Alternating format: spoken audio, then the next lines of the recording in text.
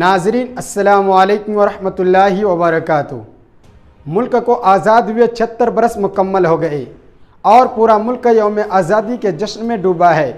भारत इन तमाम रहनुमाओं को सलाम करता है जिन्होंने माजी में मुल्क की आज़ादी की जंग लड़ी थी।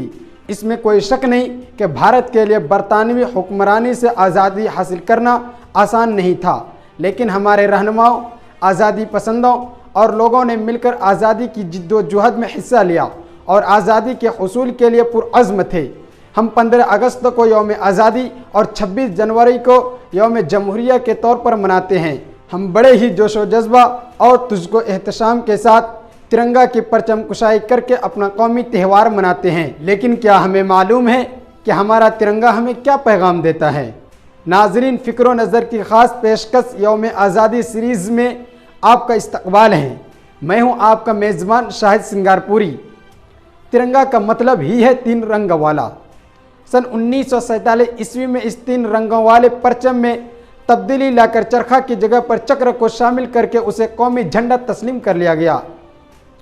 इस तरह से कौमी झंडा वजूद में आया।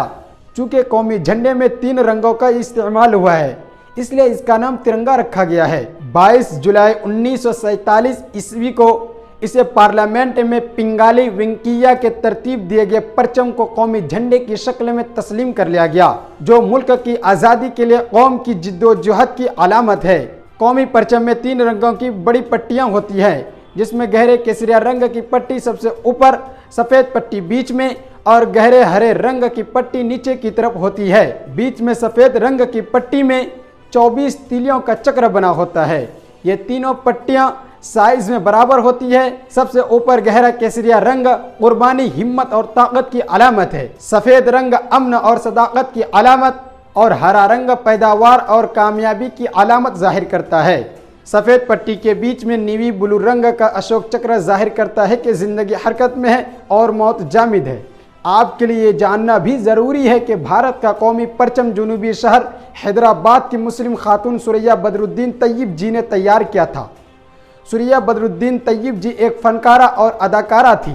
वो बदरुद्दीन फैयाज़ तैयब जी की अहलिया थी। बदरुद्दीन फैयाज़ तैयब जी वो सरकारी अफसर थे जिन्हें भारत के आईन साज असम्बली ने ममलकत का कौमी झंडा तैयार करने वाली कमेटी में सरफहरिस्त रखा था। उन्होंने कमेटी के सामने बात रखी कि उनकी अहलिया सिलाई कढ़ाई में महारत रखती है और वो उस काम को अंजाम दे सकती है, और उन्होंने बखूबी इस काम को अंजाम दिया भी। कौमी झंडे की तैयारी का काम ब्यूरो ऑफ इंडियन स्टैंडर्ड्स नाम की एक कमेटी करती है, जो उसके रंग, फरमा, धागा, कपड़ा और पैमाइश वगैरह के ज़ाब्ता की पाबंदी करती है।